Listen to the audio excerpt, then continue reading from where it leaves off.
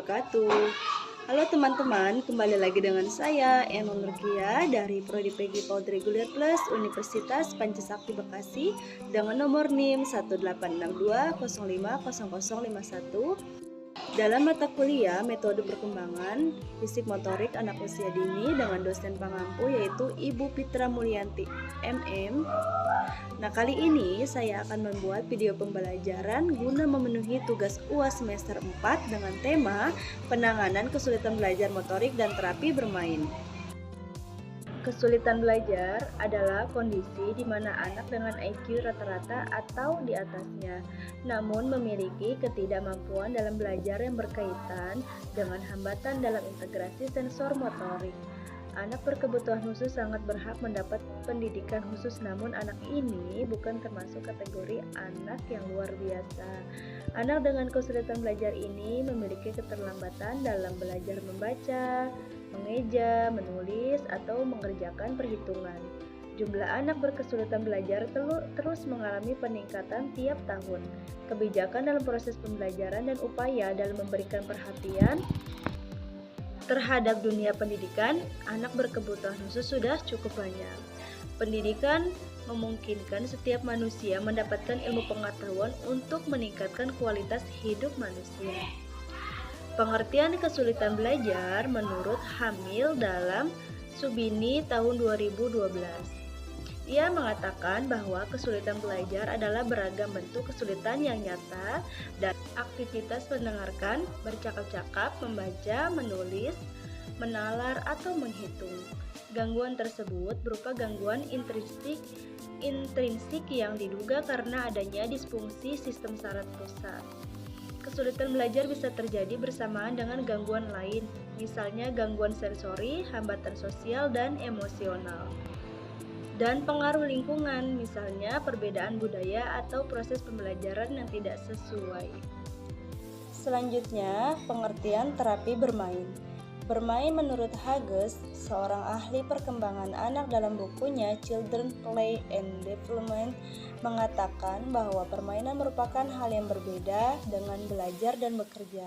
Suatu kegiatan bermain harus ada 5 unsur di dalamnya, antara lain mempunyai tujuan, yakni untuk mendapatkan kepuasan, memilih dengan bebas atas kehendak sendiri, tidak ada yang menyuruh ataupun memaksa, menyenangkan dan dapat menikmati, menghayal untuk mengembangkan daya imajinatif dan kreativitas, melakukan secara aktif dan standar.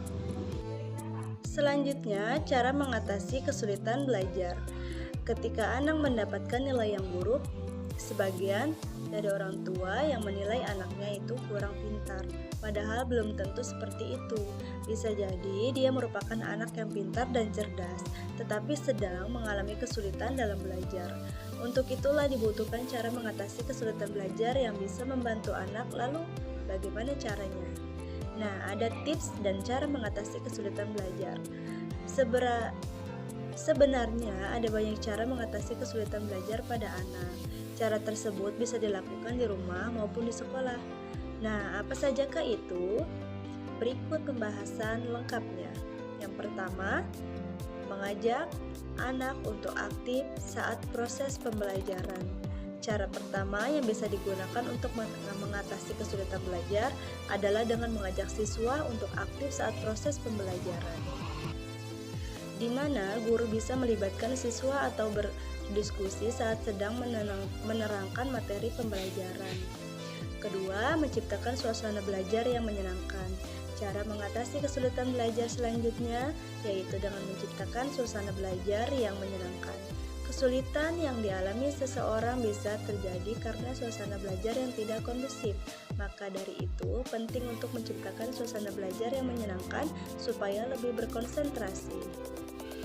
3. Jangan belajar sambil bermain handphone. Banyak anak yang menganggap bahwa belajar merupakan aktivitas yang sangat membosankan.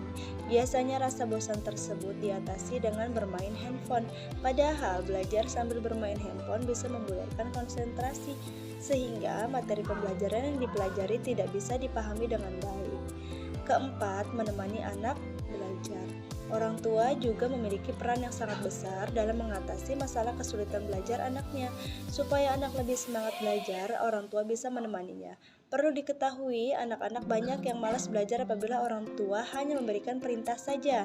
Namun, jika ditemani, anak akan lebih semangat dan merasa diperhatikan. Kelima, mengadakan belajar kelompok. Belajar kelompok merupakan metode belajar yang hingga saat ini masih digunakan. Hal ini bukan tanpa alasan karena belajar kelompok bisa membuat siswa menjadi lebih aktif dibandingkan dengan belajar sendiri. 6. Memberikan pujian. Ketika anak mengalami kesulitan belajar, guru ataupun orang tua sebaiknya membantu siswa mengatasi masalah tersebut. Cara sederhana dan sangat mudah untuk dilakukan yaitu dengan memberikan pujian kepadanya. Contoh kalimat pujian yang bisa diberikan seperti anak pintar, bagus sekali, dan sebagainya. Dengan memberikan pujian, maka siswa menjadi lebih termotivasi dan meningkatkan rasa percaya diri. Ketujuh, berhenti membandingkan anak dengan anak lainnya. Siapapun itu pasti tidak akan senang saat dibandingkan dengan orang lain, tanpa terkecuali anak-anak. Orang tua yang membandingkan anaknya dengan anak lainnya akan membuatnya menjadi tertekan. Terlebih, anak yang dijadikan perbandingan merupakan anak yang berprestasi. Nah, bunda-bunda, itulah 7 cara mengatasi kesulitan belajar yang bisa dilakukan oleh orang tua maupun guru. Ketika anak sedang mengalami kesulitan belajar, sebaiknya jangan dimarahi. Sebaliknya, bantu dia untuk bisa mengatasi masalah tersebut sehingga memiliki semangat dan motivasi untuk belajar. Nah, teman-teman, selanjutnya adalah kesimpulan. Guru mempunyai tanggung jawab untuk melihat segala sesuatu yang terjadi dalam kelas untuk membantu perkembangan anak secara rinci. Tugas berpusat pada yang pertama, mendidik siswa dengan titik berat, memberikan arah atau motivasi mencapai tujuan baik, jangka pendek maupun jangka panjang. Kedua, memberikan fasilitas pencapaian tujuan melalui pengalaman belajar. Dan yang ketiga, membangun perkembangan aspek-aspek pribadi seperti sikap, nilai-nilai, dan penyesuaian diri. Nah, teman-teman, itulah tadi video pembelajaran tentang penanganan kesulitan belajar motorik dan terapi bermain. Mudah-mudahan apa yang saya sampaikan dapat dimengerti, dapat dipahami, serta dapat bermanfaat.